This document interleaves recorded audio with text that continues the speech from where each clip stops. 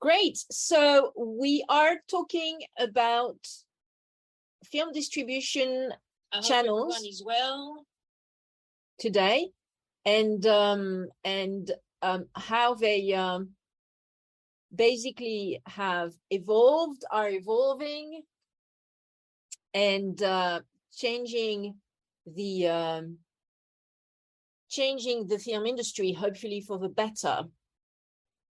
This webinar is based on a thought leadership article that I wrote a few days ago. And should you like to read the written version of this thought leadership content, then you can actually subscribe to our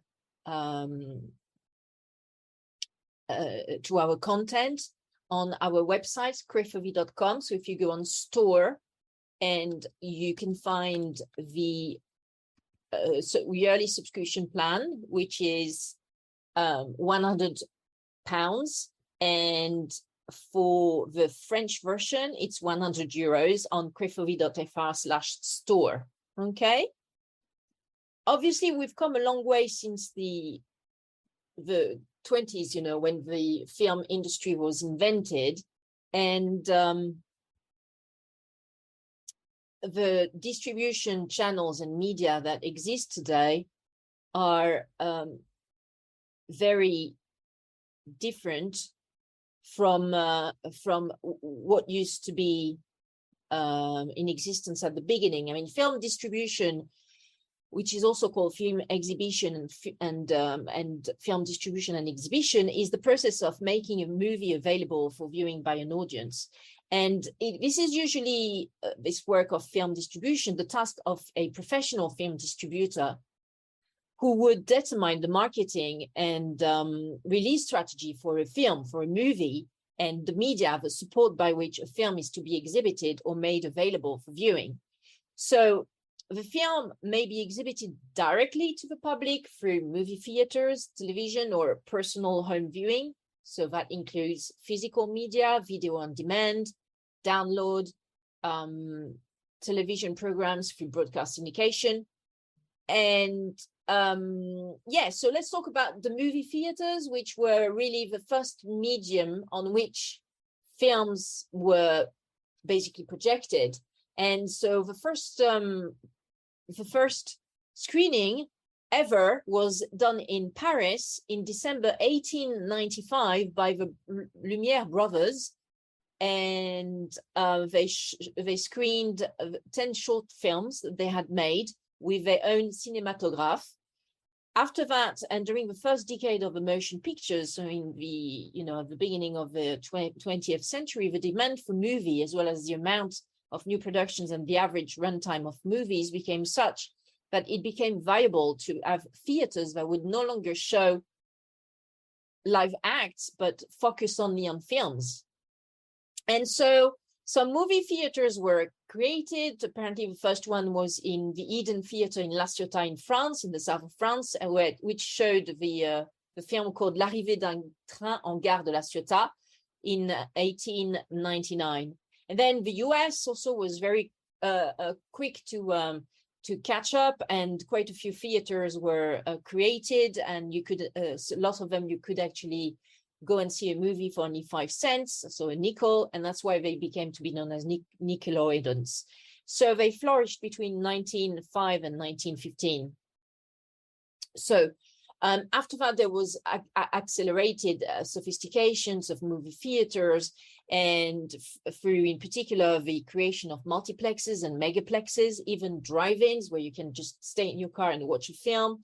Of course, there were some outdoor movie theaters as well, and 3D movie cinemas to see more, documentary kind of style of films, IMAX as well for more, again, documentary and very widescreen topics, and premium large format cinemas. So also there was a sort of classification for the type of movies that were being shown in these theaters. where some were classified as first-run theaters. So it's cinemas in which mainstream films are being showed from the major film companies and distributors during the initial new release period. The second run or discount theater were movie theaters that run films that had already shown in the first run theaters and were presented at a lower ticket price. They were also known as dollar theaters and cheap seats. Then you had some repertory theater art houses, where theaters in which art films and alternative films were being shown on a second run or classic basis. And so that's what we would classify as independent cinemas in the UK. And of course, you had some adult movie theaters and sex movies that you can see in Soho, for example, in Pigalle, also in France, that specialize in showing pornographic movies. And the IMAX theaters that I mentioned before, where basically you can see some sort of documentaries featuring natural scenery and, you know, very wide angles. So then in the 50s, the television came to the fore, initially in black and white, and then in color, and in the mid 60s. And then this evolved to digital in the late 2000s, then to 3D from 2010 onwards. That wasn't very successful. And then to smart television from 2015 onwards. And that is actually quite successful. So this television system, which is the second media channel, we mentioned movie theaters, the first one which was ever created from a chronological standpoint. The second one, as I said, chronologically speaking, which arose in the 20s, was television. And so television can be provided through different ways. So it could be through terrestrial television, and also cable television, satellite television, and internet television. So terrestrial television still exists, of course, and it has mostly the, the state channels like the BBC in the UK or TF1, M6 in France, and the cable television such as Canal Plus, or Sky and Virgin in the UK, and but this is decreasing in terms of the consumption of that.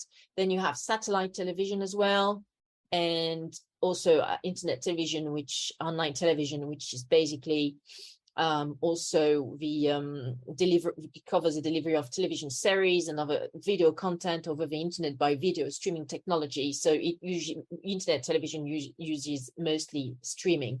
Then you also have, as a third category of film distribution, personal home viewing. So this is home video, which is pre-recorded media content sold or rented for home viewing. So initially, this started with the VHS video home system and also Betamax in the US. They used to have Betamax in the mid-70s. And also there was a use of videotapes, initially videotapes, and this is carried over to optical disc formats such as DVDs, Blu-ray, and then now streaming media. And some people still have DVDs and Blu-ray, but streaming obviously is very much increasing in the personal home viewing field. And so the home video business distributes films, television series, telefilms, and other individual media in the form of videos in various formats to the public. They are either rented or bought and then watched privately in consumers' homes. So while DVDs remain popular in China, the video CD format has gradually lost popularity since the late 2010s and early 2020s, when streaming media became mainstream. So the transition from disc-based viewing to a streaming culture is best illustrated by the Netflix case. Netflix used to have a DVD by mail service, which in 2015, so like 10 years ago, still served 5.3 million subscribers in the US. Before and then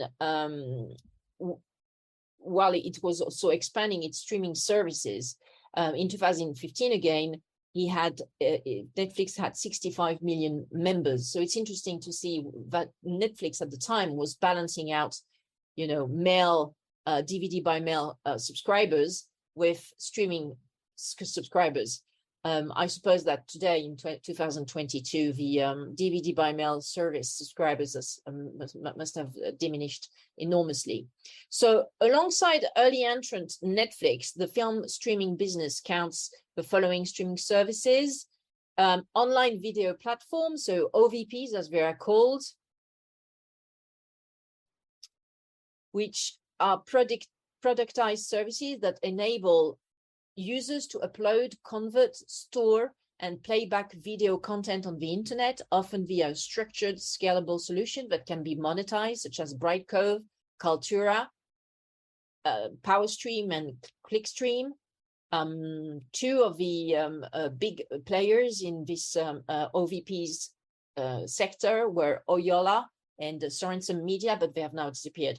Also, user-generated content sites in the streaming sector, UGC sites, are basically online platforms that contain any form of content, such as images, videos, text, and audios that have been used by users, such as YouTube, Vimeo, Dailymotion, Vidler. And also, of course, you have a streaming video on demand service providers, or the SVOD providers. So they are subscription-based or ad-based online platforms which provide streaming video on demand services to users by allowing them to access via streaming videos without a traditional video playback device, such as desktop client application. And the constraints of typical static broadcasting schedule. So these SVOD providers include, of course, Netflix, but also Amazon Prime, Hulu, Disney Plus, Peacock, HBO Max, and Paramount Plus. And we also have a fourth channel of distribution for films, which is in-flight entertainment, as well as the whole gamut of journey traveling, traveling and film consumption during traveling. So in-flight entertainment refers to entertainment available to aircraft passengers during a flight, and it's a popular way to watch films and other video entertainment, either via a large screen at the front of a cabin section, or more commonly via personal television sets located in front of each passenger's seat. Other type of journey film watching facilities can exist on trains, cars, especially now that we have cars which can drive themselves without the driver being attentive, ferries, boats, hotels, spacecrafts, etc. So this sort of in-flight or journey entertainment is the fourth avenue for film distribution. So which contractual models are being used for film and for distribution of films? Well, first and foremost, let's have a look at the various stakeholders involved in entering into distribution agreements. You've got, of course, the owner, which is the person who, or legal entity that owns the distribution rights, so the theatrical rights, referring to film screenings in cinemas, but also the TV rights and the video on demand rights to a film title. And there's also the distributor, which is the legal entity which will distribute the film title in a defined territory for a defined term via a license or an assignment of the above mentioned distribution rights granted by the owner. While the categorization of contractual parties seems plain and simple, it's often less so in practice, because many distributors find themselves dealing with a producer who neither owns nor controls the distribution rights.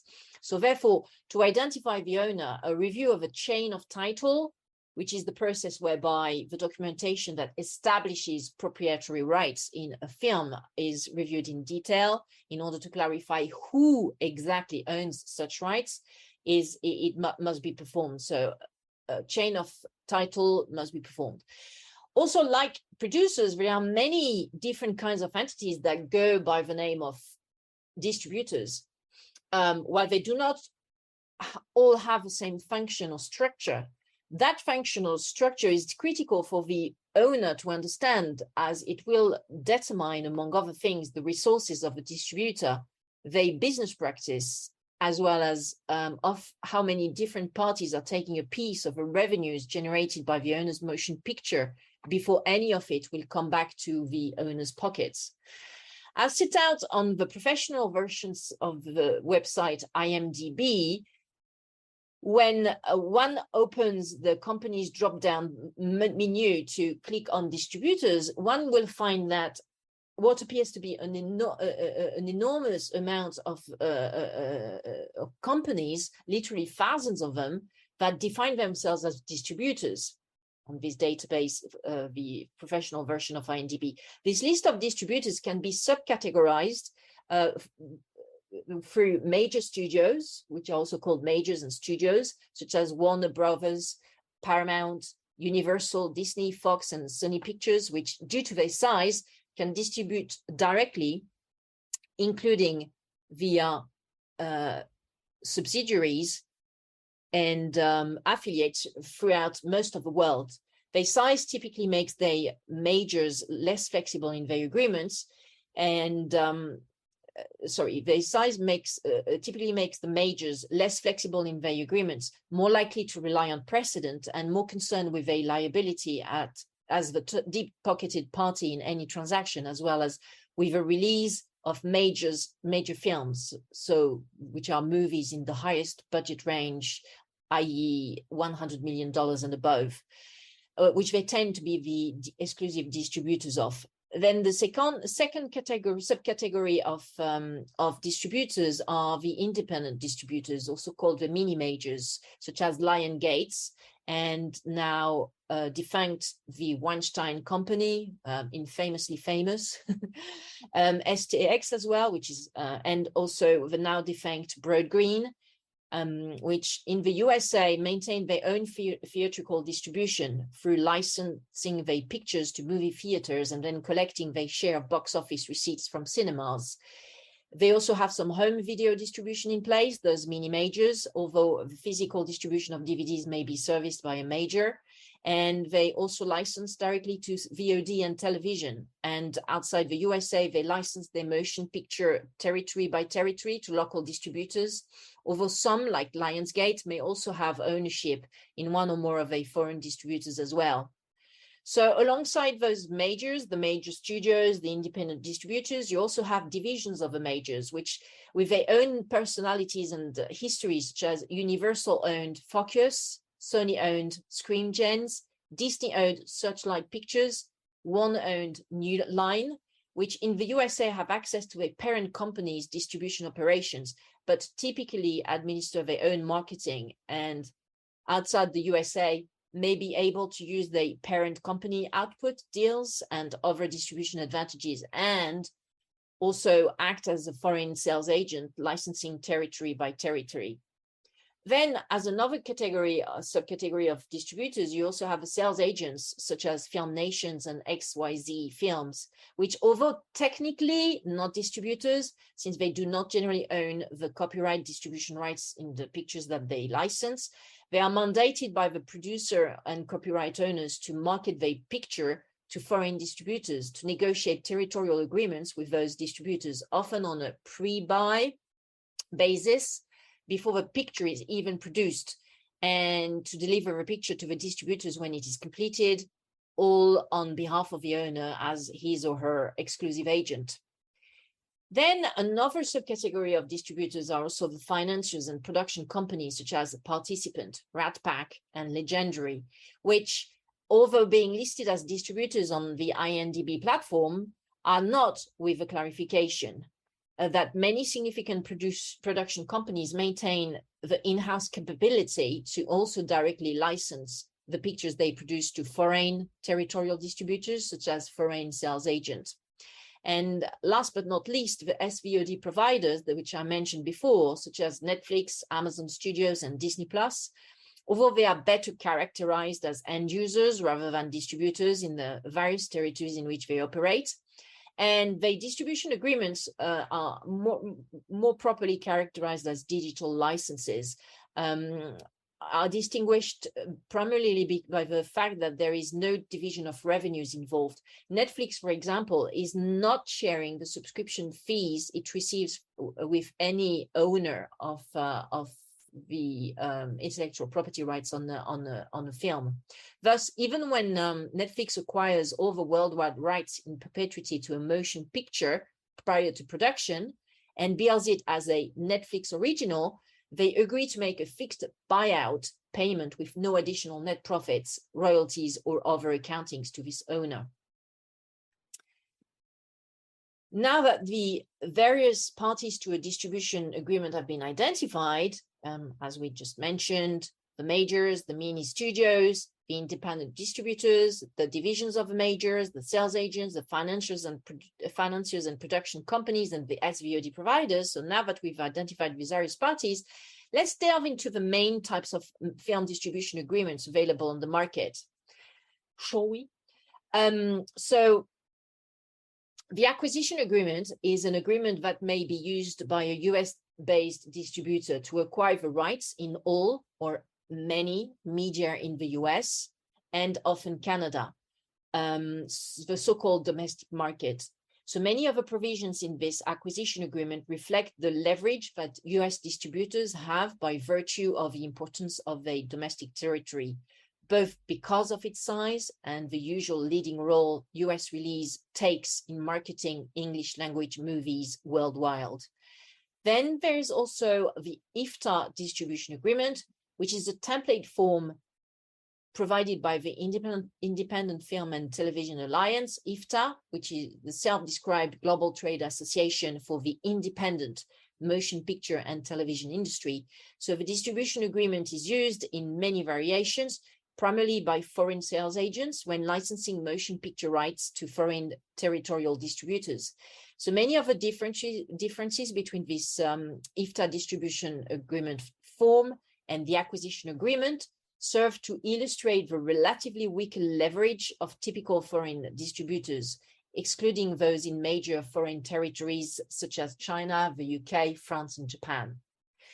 Then the fourth type of distribution agreements is the negative pickup agreement, which, while there is no negative to pick up these days, still survives in its title and concept. The distributor, primarily US-based and probably a major studio, agrees before a picture is produced to pay the entire cost of production of a picture upon delivery in return for the copyright and all other rights to the picture worldwide and in perpetuity. So this negative pickup agreement is in many ways an extreme version of the acquisition agreement.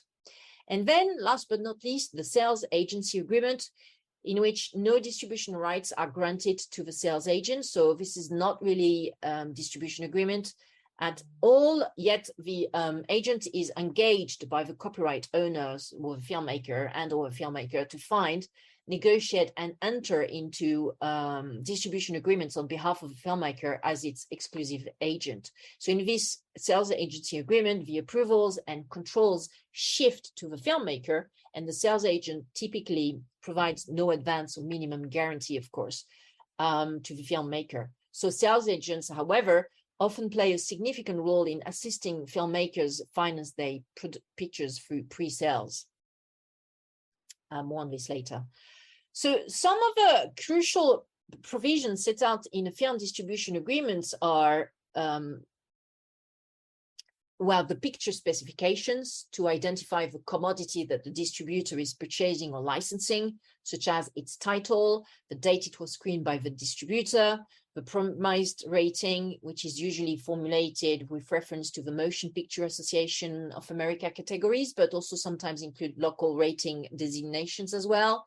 Then there's also the length and technical specifications relating to whether the picture is being shot on film or more commonly nowadays in digital HD.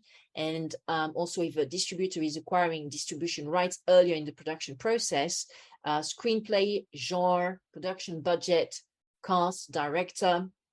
So in addition to these picture specifications, the distribution agreement is going to deal with the essential elements, which are the since the value of pictures sold on a pre-buy basis is determined by the attachment of star actors, or less frequently a star director. So the star actors and star director are what are being called the essential elements. Okay, so picture specifications, essential elements, but also advertising rights, which are the rights to advertise the picture using the name and the likeness of the essential elements granted to the distributor.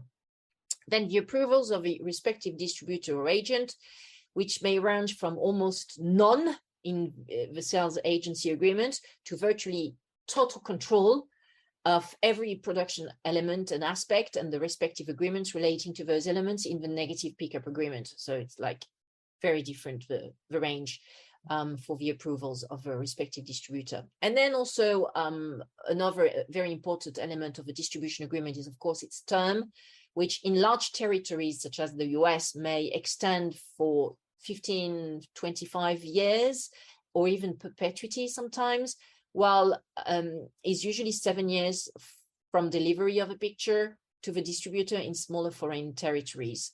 Then the territory, which is defined on a granular level still in this day and age in most distribution agreements, given the vested commercial interest of distributors and right owners in the territorial system of distribution, but which is becoming increasingly irrelevant and out of touch with reality in the SVOD and streaming era, where the expectation of consumers, like myself, like yourselves, is that all content will be immediately available everywhere. More on this later. But for the moment, the territory is still defined on a, country by country basis or region by region basis in most film distribution agreements. Then also there's a definition of the rights, i.e. the exploitation rights on which the film will be exploited, the advertising rights, as mentioned before, the ancillary rights, such as, for example, the right to exhibit the pictures on airlines, in ships, and in hotels, but also the right to create action figures and T-shirts via merchandising, especially for action films and action hero films, and also the derivative rights. So the right to create some sequels, some prequels, some remakes, and television series. Also, the film distribution agreement deals with holdbacks and windows, since the theatrical exhibition business still relies commercially on being the first medium of exploitation of motion pictures, with theater owners and particularly large cinema chains pushing back against screening films in any significant numbers that are available in any other medium at the same time. And the minimum guarantee is also defined in the film distribution agreement. It is the amount payable by the distributor to the owner as an advance against the owner's share of distribution revenues. And it is the basis for much of independent film picture financing, as lenders will loan a discounted amount against the aggregate minimum guarantees already secured by the owner or its agents for the production of the movie.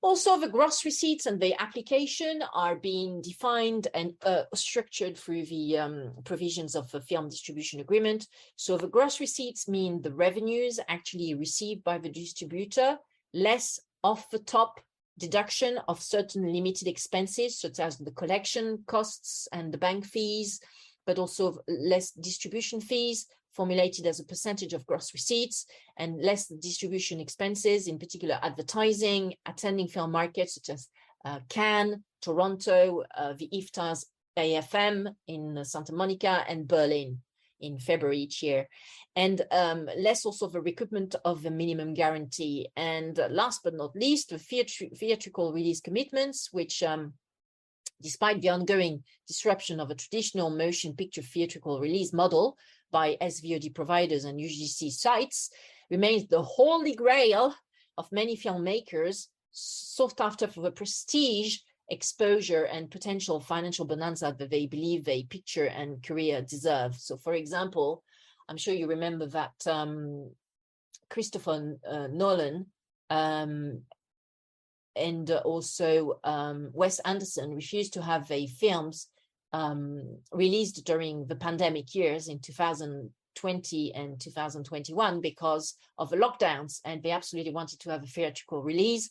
So therefore, they two latest title, respective title, their respective titles were basically released only in 2000 at the end of 2021 or beginning of 2022 because they wanted to have this this theatrical window. So now that we have a look at what the film distribution agreement contain, what kind of film distribution agreement exists and our market practice, we also had a look at what the various film distribution channels are nowadays.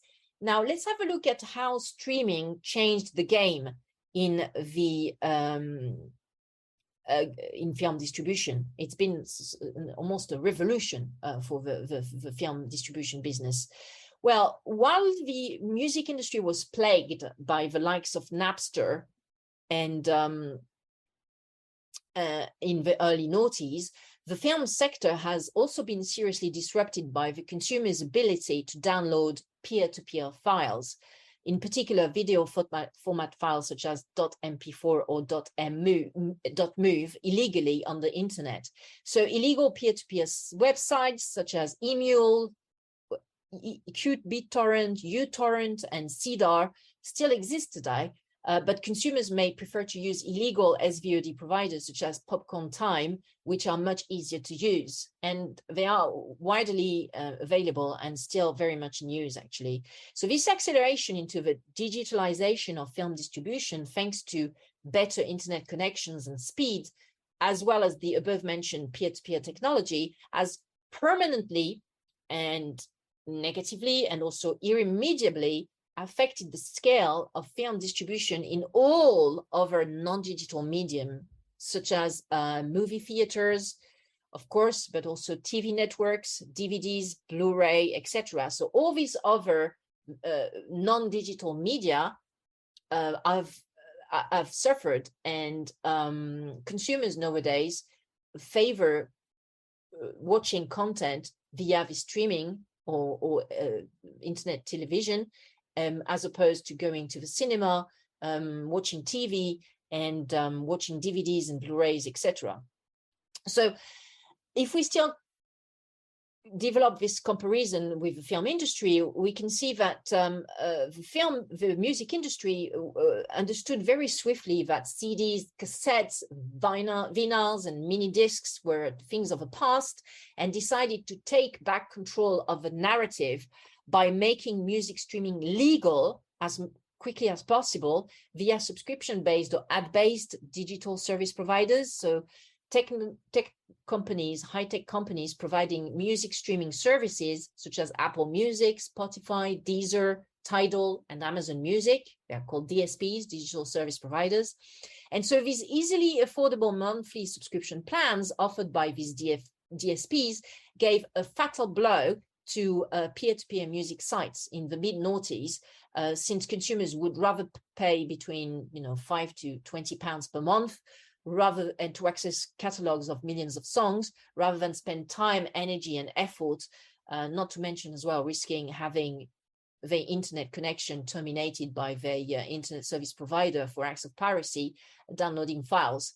So in the music industry, the transition from analog to digital film distribution was somehow accelerated and facilitated by the very self-aware approach of content providers, and i.e. the music labels, the music publishers, and the acts themselves. And they understood almost straight away that they had to play the game. Okay, it was irreversible. This change was irreversible, going to more online consumption of content.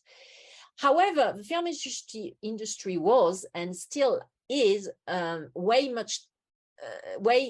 less nimble and less realistic and flexible in adapting to the new realities of this digital era. So the distribution side of the business, of the film business in particular, has resisted and still does resist any cost-effective, customer-friendly and affordable digital solution to its film distribution model. As a result, piracy has and still is thriving in the motion picture sector, with customers routinely using peer-to-peer platforms and illegal SVOD providers such as Time for Popcorn to find movies they want to watch for free. Even those people who use music streaming services via DSPs, so they already are consuming lawfully some music content, but since they can't find their films that they want to watch on the particular streaming platforms that they may be subscribed to, then they have to shop on the internet to pirate the film away. And yeah, even when they are also subscribing to SVOD providers, then they still download movies and TV series illegally, even today in 2022. And that is the crux of the matter in the film distribution today, which is that customers want to have access to all the video content all at once, anywhere, anytime, while film distributors and owners, as well as also states and governments, are only prepared to distribute this content on a granular basis and to drip feed movies on a limited number of SVOD platforms, usually after the theatrical window has elapsed, which, for example, in France is between 22 to 36 months following theatrical release to allow for the pay TV release window and then the free TV window before streaming. So consumers are not happy with that. The film comes out, they want to have access to it and online. And at least they want to have a choice. You know, maybe they will want to watch it with the family in the theater, in the cinemas, but most of the time they don't. They prefer to watch it from the comfort of their own home cocooning. And so not only that, but the number of streaming platforms has shot up through the roof, with every major studio now having its own SVOD provider and therefore pulling off its own catalog from competing SVOD providers owned by pure tech companies such as Netflix, Apple TV, and Amazon Prime, or owned by rival studios such as HBO Max, Paramount Plus, Disney Plus, and Hulu, or owned by media conglomerates such as Peacock. So let's take the example of Netflix. They just released today or yesterday, I think, the figures for this quarter, the third quarter of 2022, and they were like, hooray! We've actually acquired 2.4 million new subscribers, mainly in Asia, by the way, not in the US, because the market is completely saturated in the US. And okay, so that's interesting. But what is also very interesting is because so much of the catalog and previous content from the Netflix has been pulled out by the majors, because now they have their own SVOD platforms, and therefore they've just terminated the licenses with Netflix, and they've put this content only on their own platform. I think this is the case for The Office and other TV series, which used to be on Netflix. Now all these have been pulled out and returned back to the owner. So there are now streaming platforms for each genre and sub-genre. For documentaries enthusiasts, for example, such as History Vault, Magellan TV, PBS Documentaries, Guide Doc, horror fans such as Shudder and Tubi, etc. It's another saturated market. There are too many streaming services nowadays. Therefore, customers who want to play by the rules, so to speak, have to subscribe and pay monthly subscription fees to 4 to 10 SVOD providers at once in order to cover the market, so to speak, and in terms of accessing large libraries and catalogs of movies, ancient and new. This is all the more perplexing since a Spotify premium plan user will have access to more than 80 million music tracks, i.e. around 80% of the total number of songs in the world on that DSP Spotify. for the modest sum of £9.99 per month.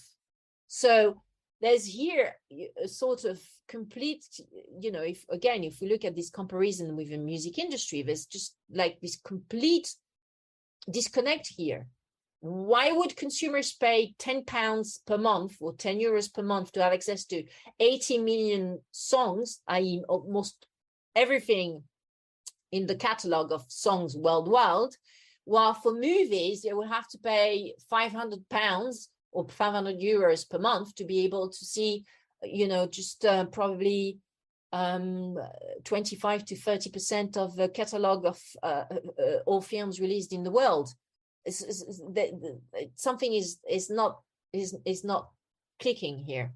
So no wonder that piracy is still very much an issue in the movie business, with only few, and to be frank, quite undiscerning customers ready to fork hundreds of dollars, pounds or euros per month in order to have lawful access to vast catalogs of films and video content online. I was reading yesterday in the news that UK consumers at the moment are terminating their subscription to streaming services, film streaming services like crazy at the moment because of a cost of life crisis and all that jazz and these inflation costs. So it's not sustainable, this oversaturation of a streaming market and this lack of user-friendly access to films. So what's going to happen? What's looming? Well, there's a need for consolidation and aggregation in the film distribution business model, obviously. It is clear that film owners and distributors need to become more self-aware by taking a long and hard look at the licensing value of a content, of a catalogs, in this new market paradigm in which no consumer in their right mind will spend more than between 25 to 50 euros per month in order to have access to large catalogs of newly released movies, as well as catalogs of old films via SVOD platforms. Also, film distribution via traditional media, such as movie theaters, is bound to decrease over time due to changing consumer habits who prefer to cocoon at home, and also in the wake of the COVID pandemic. I was reading recently that statistics show that the attendance at cinemas is still I think between 1/3 to 50% lower than what it used to be pre-pandemic. So, and I really don't think we're ever going to recover, to be honest. I think, consumers' behaviors have changed irremediably now. So in 2021, adult US adults saw on average 1.4 movies in cinema in the past 12 months. 1.4 movies was just like, the action hero flick of a year, and they went to see with the kids or something. But cable TV and pay TV are also on the path of extinction, with a number of US pay TV subscribers forecasted to fall by 28% each year between 2013 and 2023. So personally, the only diversification that I foresee for film distribution in the future is the in-flight entertainment segment, with the increase and development of space tourism, space's commercial exploitation by behemoths such as SpaceX, Tesla, and Blue Origin, Amazon, as well as space stations set up by governments, space agencies, and private companies. Well, of course, when all these people are going to go on very long flights, they will need to consume content and get, to do something with themselves in these during these long flights. And so this is probably where there will be more film content being watched in the future as well. And also probably the more our cars are becoming automated, and drivers' attentions are going to be less and less required for cars to drive themselves from point A to point B. So I suppose that while they are traveling with their cars doing all of the work, passengers and drivers could actually watch some content as well. So these really this sort of in-flight and in-journey entertainment segment is the only area where I foresee growth. So what does this all mean for stakeholders in the music industry, in the film industry? Sorry.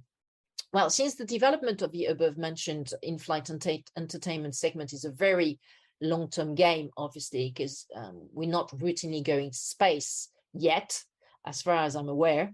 So stakeholders in the movie business need to focus on making the digital film distribution channels more efficient, streamlined, and consumer-friendly. First, there will be some consolidation in the film streaming sector, with many existing SVOD providers either going extinct or being the targets of acquisitions in the next 5 years. Additional consolidation will be largely driven by SVOD providers' needs for larger content catalogs to satisfy consumers' insatiable demand for hit content. Also, pure digital players like Netflix, Amazon Prime, and Apple TV, managed by high-tech executives, steeped with cost-cutting, data-driven decisions and lean management methods professed by Silicon Valley, will force via competition SVOD providers owned by media and entertainment conglomerates, major studios, and film distributors to shed dead weight and increase efficiencies and profitability. So there will be all this friction between the high-tech mentality and, the entertainment business, showbiz mentality, and ineluctably the entertainment showbiz part of the business will have to become more efficient in like the high-tech techies guy do. Second, there will be an even more aggressive push towards aggregation of SVOD services via super aggregators, which bundle non-competing tech services together. So, for example, if you purchase an iPad in an Apple store, then you will get a 1-year free license to their content on Apple TV. That happened to me a year ago when I bought my new iPad. And also there will be some ad hoc subscription-based apps bundling several SVOD services all in one app, such as Strum, S-T-R-U-U-M, and it gives you access to the content libraries from different SVOD providers. And I also read recently that Peacock and Paramount and many other majors SVOD platforms are congregating together on a super aggregator. Eventually, when the current streaming wars will have dried out, only a few winners will remain. These lucky winners will shop around ferociously, either by way of mergers and acquisitions or assignments or licensing of catalogs, in order to grab the largest possible content libraries, because people, consumers, they want to watch new movies, but also they want to watch the catalogs, the old movies, the films that they watched when they were kids, the films that they watched when they were teenagers, all this stuff, even films that were before their times. So yeah, there will be this sort of grab, for the catalogs for all these lucky winners of the streaming wars, so that they have massive content libraries and therefore more customers that they can attract. It is at this cost, and after weeding all these weaker competitors out, that this handful of appropriate film streaming services will finally be on offer in the video content industry for consumers. Then piracy will subside, because consumers will no longer need piracy to have access to very large content libraries, while only paying reasonably priced monthly subscription fees to the lucky free streamers still standing. I mean, personally, I think this is going to be a very wasteful and long process, and a waste of time and money to reach more or less exactly the same outcome and status quo than in the music industry, which has only 3 or 4 DSPs standing, so namely Spotify, Deezer, Tidal, and Amazon Music. But the thing is that because of all these inefficiencies in the film industry, this will only happen in around 10 to 15 years time. Like, there will be a delay of around 10 years to 15 years to have the same level of advancement in the streaming sphere in the film industry than we have now in the music industry. And I think it's a bit of a shame, but it's clear that the Hollywood way of doing business is not going to go away quickly anytime soon, especially if the only CEOs in place at all these major studios are, the kind of white man in the 50s to the 60s and 70s that is happening at the moment in Hollywood in the US. So yeah, there's going to be a slow change in the movie industry, but eventually it will happen for the best for consumers, I think, in film distribution. On this note, I am done. I thank you very much for your basically your custom and your attendance, and don't hesitate to check out our written content on thought leadership articles on crefovi.com/store. You can access there and get our a subscription for 1 year to our weekly newsletter, our written content, etc. And if you want to have a French version of that, you can also subscribe on crefovi.fr/magasin. Okay, on this note, I thank you so much, and I bid you my farewell. Until next time.